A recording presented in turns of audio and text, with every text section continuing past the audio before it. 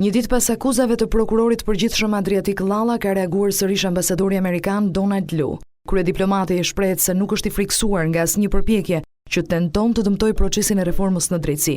Lu garanton se reforma do të jetë një sukses i madh. Shtetet e Bashkuara kanë marrë një angazhim përpara popullit shqiptar për të monitoruar çdo hap të zbatimit të reformës në drejtësi. Asnjë përpjekje për të na friksuar apo për ta minuar procesin e reformës nuk do të na pengojë që të sigurojmë që ajo do të jetë e suksesshme për të parandaluar manipulimin politik dhe korrupsion në gjyqësor.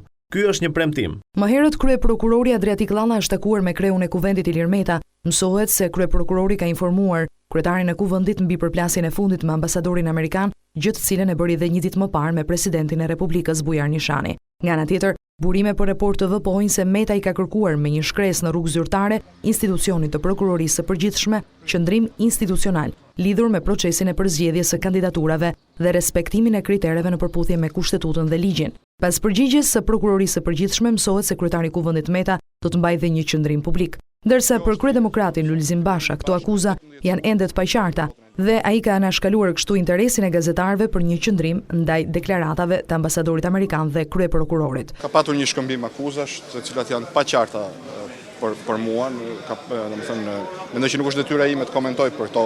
Kjo përplasje nuk është komentuar nga politika, as majtas dhe as djathtas, dhe asnjë politikan nuk ka pranuar të mbajë qëndrime ndaj Llallës apo ambasadorit Lu. Të vetmit që kanë reaguar kanë qenë gjyqtarë dhe prokurorë, të cilët kanë kërkuar të dinë se pse u është revokuar viza nga ambasada amerikane.